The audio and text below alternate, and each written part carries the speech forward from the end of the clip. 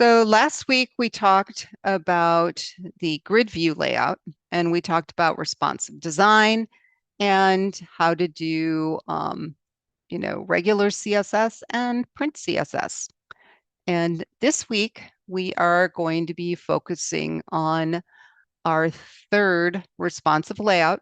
We've talked about Flexbox, we've talked about grid view, and now you are going to learn CSS grid. And it is probably the most complicated layout, which is why we've kind of saved it for last. And I do have the web readings on it, and we have the lecture demo. And there's a lot of different ways you can implement CSS grid. You can lay things out by row, you can lay things out by column. Okay, and so we start kind of going through these different ways of laying out the pages. You can also lay out the pages using a template. And that is my personal preference because you have the most control over where things go. Okay? But you'll notice that when we are working with the grid, that some of the commands that we use back in Flexbox, as far as alignment goes, those same commands are here in CSS Grid. Okay, so these commands you have seen before with Flexbox, and now they're back. Okay, and I do encourage you to do the interactive exercises or examples and kind of play around with the code because that is how you learn.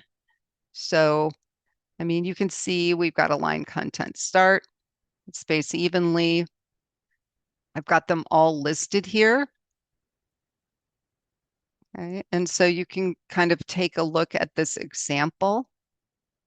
Here's align content, and so it's center. And we'll change it to start and run it. Okay, and see how it shifted. Change it to end and run it. Okay, and this is how you learn. So I encourage you guys to go to those interactive sites and, change the commands and see what happens. Okay, so that is what you're going to be covering this week. And as I said, this is the most complicated of the layouts that we have covered in this course. So the textbook assignment is going to give you practice working with those layouts. Also, in the textbook assignment, I thought it would be helpful to review the three responsive layouts that we've covered in this class. So the first exercise, you'll be downloading a page and you will be adding the grid, CSS grid, to the screen file. And these are graphics of what it'll look like. Okay, so these are actual pictures. Okay, so I wanted to show you so you'd know what to expect, when you were looking on different screens. So this is a tablet view. This is what you should see on a phone. This is the desktop view. And it does change. Okay, so that yours should look like that when you're done. And so you're going to walk through, and this is using a grid template, okay, because that's my personal favorite and it gives you the most control. Okay, so you will be going through and adding this, and then you do have to make some modifications to your HTML as well. So if your completed page is not looking like this, in a phone, a tablet, or a desktop, if it doesn't look like this example, then there is a problem with the CSS and we need to fix it. Okay, so let me know and I'm happy to help you with that. After you finish task 1, then task 2, 3, and 4, you're basically going to be reviewing Flexbox, Grid View, and CSS Grid. Okay, those are the 3 responsive layouts. Okay, so you can see you're going to be downloading this structure. When you unzip it, you will see the different pages. And if you view these, they're all going to look the same because they don't have any responsive code in them yet. That is what you're going to be adding. So you're going to be changing the CSS in each of these pages to make them responsive. Okay, so the first one, the Flex one, you'll open that. You'll be adding the code for Flexbox. Okay, and then you're going to be opening the Grid View, and you'll be adding the code for Grid View.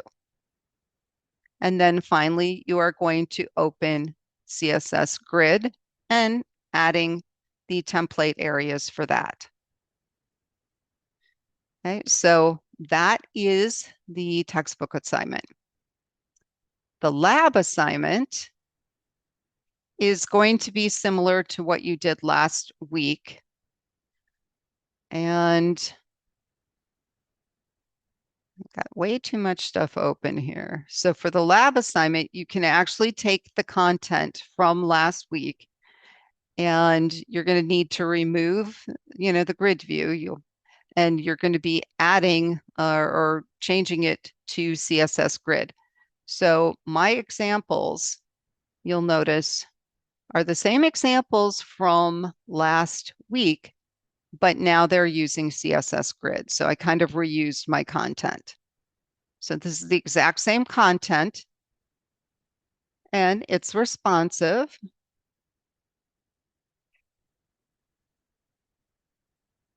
Okay, but I'm using CSS grid now.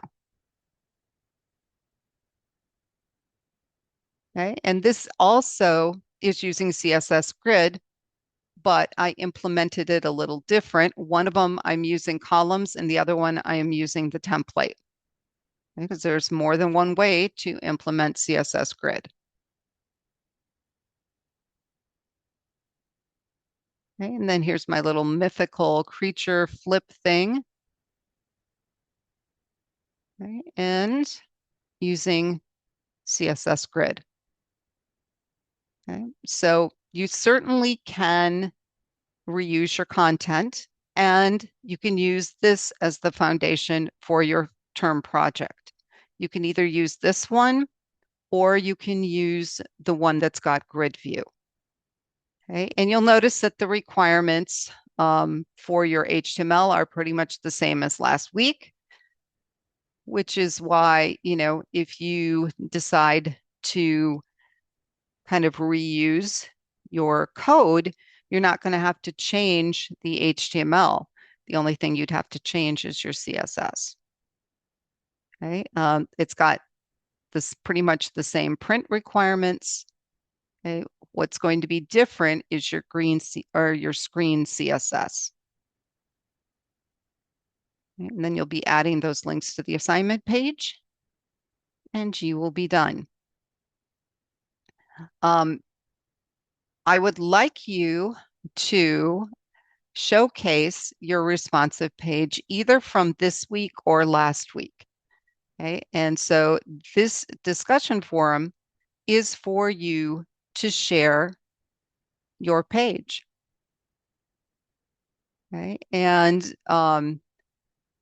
you're going to reply and give a link to your page and then indicate who the audience is, what the purpose of your page is, and how did you decide on the design and the layout.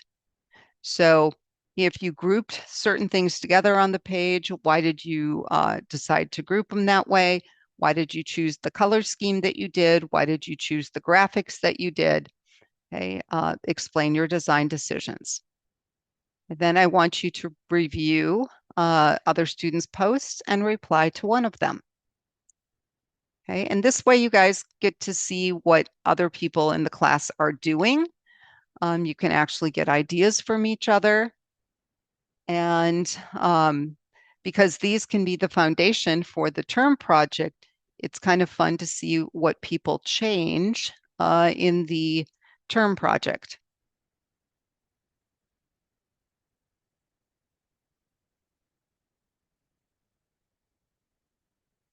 Okay, so we've got all of that due this week. And I did add an instructor check-in just because the responsive layouts can be a little confusing.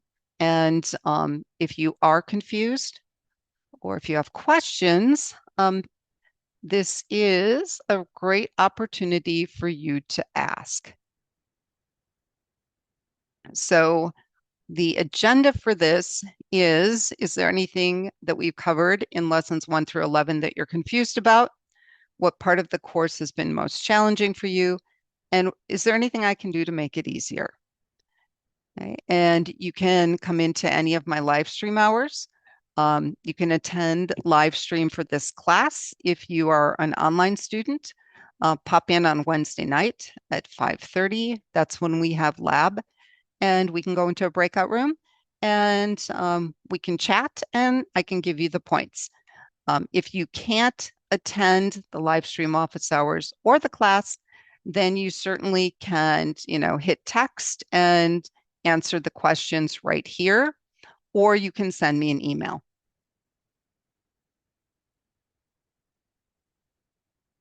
Okay, so that is what we have for this week. And I've mentioned the final project a few times, so I thought it might be helpful for some of you to take a look at the scoring rubric and the directions.